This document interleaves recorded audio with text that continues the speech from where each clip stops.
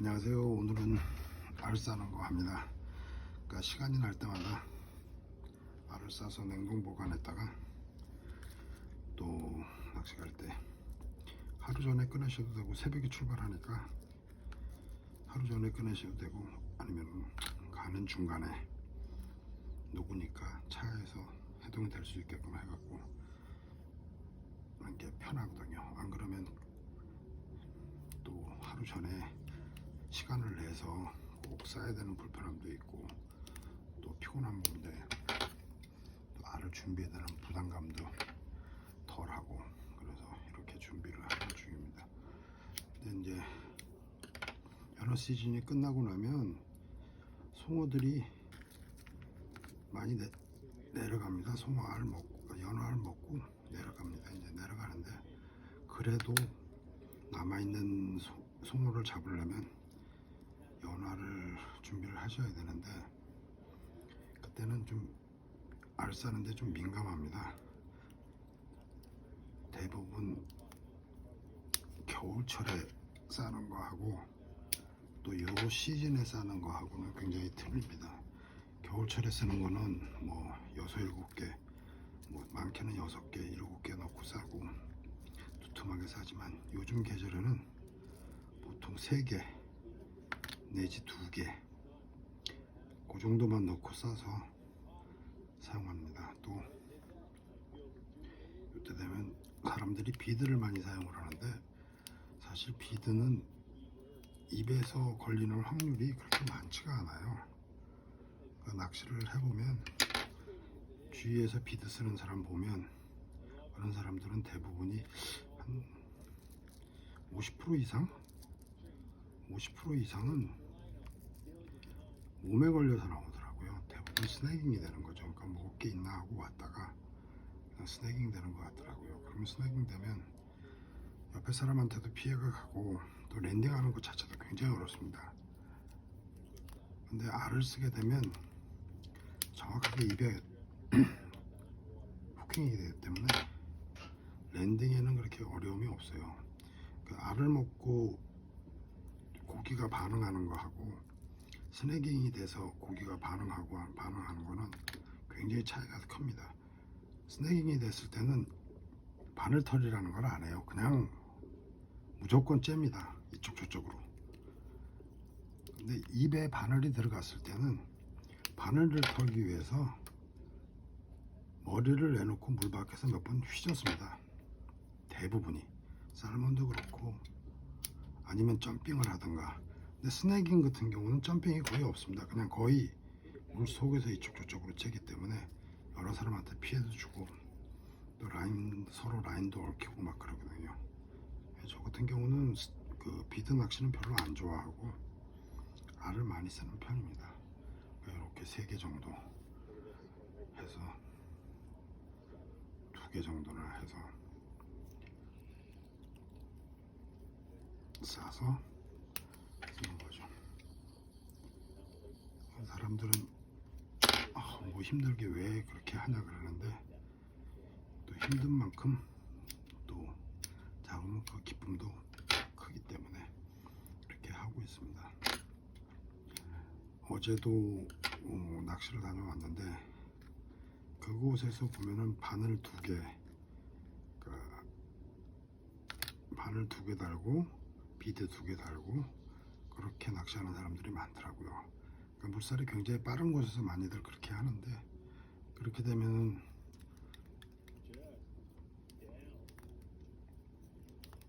스네깅 몸에 걸리는 경우가 많아요. 그렇게 되면 그거 랜딩하기 위해서 남한테 피해를 많이 주기 때문에 웬만하면 그렇게 안 하려고 노력하고 있습니다.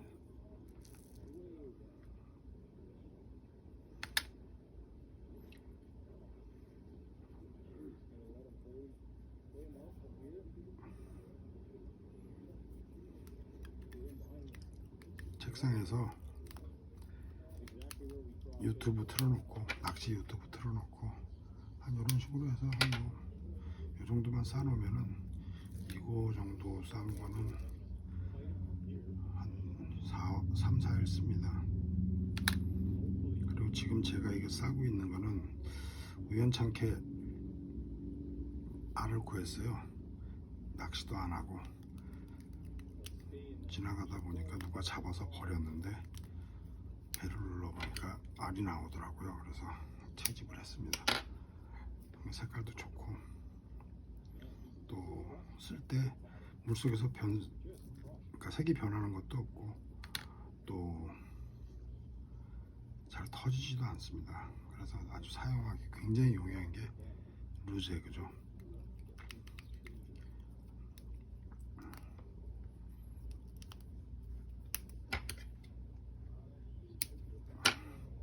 이거 알쌈이라고 하죠. 이 알쌈도 사서 쓰려고 하면 굉장히 비쌉니다. 12개 보통 요즘 같은 경우는 뭐 제가 가격은 안 봤는데 한 이래저래 합하면은 한 6불, 7불 넘어가는 것 같더라고요.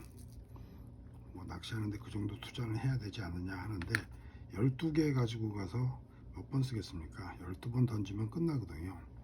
그런다고 12번 안에 고기가 걸린다는 보장도 없는 거고. 그러니까 가을에 이렇게 좀 시간 내줘서 알 구해놓았다가 그 알을 가지고 낚시하는 게 여러모로 좋죠. 대부분 사람들이 이제 귀찮아해요. 이 알 싸는 거 자체가 사실 귀찮은 거고, 그러다 보니까 이제 사람들 다 비드를 사용하는 경우가 많은데 저는 모르겠어요. 비드는 별로 그렇게 마음에 들지도 않고 알쌈 낚시가 재밌거든요.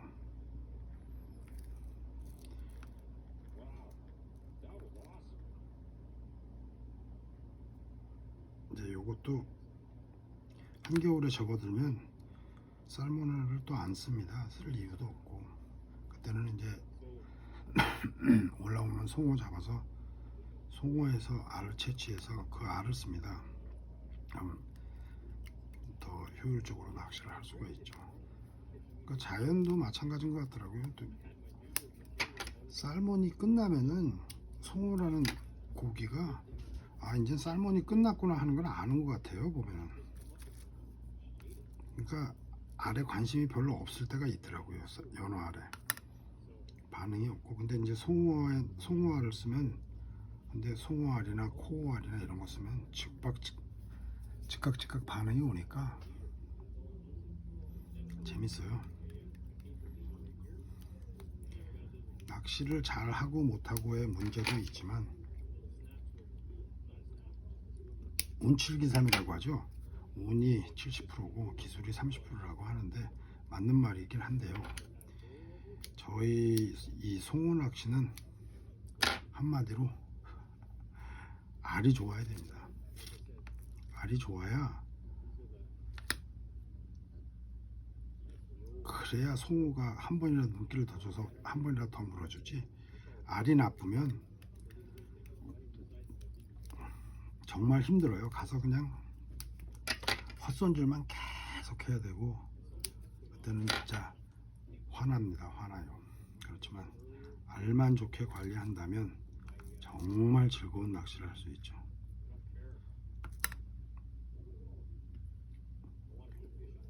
저는 이제 동쪽에서 잡는 거는 웬만하면 먹지를 않죠. 근데 이제 뭐 특별한 건 없고요. 그냥 좀 기분상, 온타리오 호수 쪽에서 잡는 건 기분상 그래서 그냥 안 먹는데, 북쪽에서 잡는 고기는 꼭 가져와서 회를 쳐먹습니다. 그러니까 너무 맛있고, 또 온타리오는 내륙이라서 그렇게 신선한 생선을 구할 수 있는 게 힘들어요. 다 냉동돼서 오거나 뭐 항공으로 온다고 쳐도 그만큼 시간이 또 소요되고 그러는데, 이거는 올라가서 그냥 정말 신선한 송어 잡아서 집에 와서 먹는데 진짜 그 맛은 저도 별로 안 좋아했었는데 어느 순간부터인가 때가 되면은 이 송어가 그리워지더라고요. 송어 맛이. 그래서 또 그거에 홀려서 또 올라가기도 합니다. 여러분들도 조금만 더 즐거운 낚시를 하시려면은 이 알 별거 아닌 것 같지만 굉장히 중요합니다. 알만 관리 잘 하시면 정말 재밌는 낚시도 할 수 있고 또 입도 즐거울 수가 있습니다. 지금 이 싸는 알은 다음 주에 북쪽 올라가기 위해서 준비하는 겁니다. 이것도 때에 따라서 시간에 따라서 차이가 많이 나요. 또 어떤 때는 알을 안 건드는 데도 많습니다. 그냥 가짜 미끼 플라이를 건들 때도 많고 어떤 때는 가짜 지렁이를 또 먹을 때가 많고 참 낚시가 쉬운 건 아니더라고요. 해보면 해볼수록 어렵고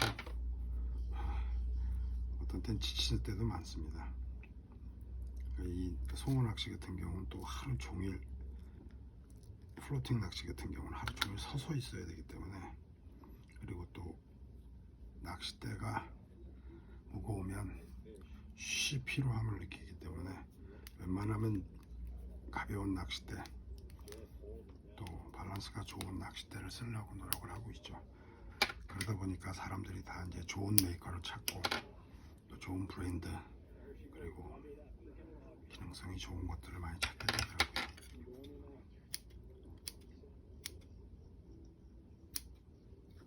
송어 낚시를 한 지도 꽤 오래됐는데 송어 낚시를 간다 그러면 그 전날 잠을 잘 못 자요. 설레서. 또 내일은 어떤 재밌는 일이 벌어질까 그 손맛 때문에 잠을 설치는 경우도 많습니다. 보통은 2시간 이상을 운전을 해서 올라가니까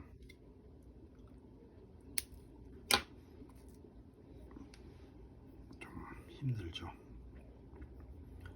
한국에서 생각하면은 상상도 못하는 일들을 많이 해요. 여기서는 8시간 가는데 커피 한잔 마시고 9시간 운전해서 올라가서 한 3, 4일 동안 진짜 죽으라고 낚시만 합니다. 새벽에 나가서 해지기 전에 들어오니까 밥도 제대로 안 먹고 그냥 라면 한 그릇 끓여 먹고 그런 경우가 많습니다. 그래도 재미있으니까 하는 거죠. 여러분들도 이제 겨울 송어의 계절이 다가옵니다. 준비 많이 하셔서 즐거운 낚시 또 하시길 바랍니다. 간단하게 오늘은 여기까지도 하겠습니다. 자, 낚시 가실 때 항상 조심하시고 운전 조심하시고 건강 잘 챙기시길 바랍니다.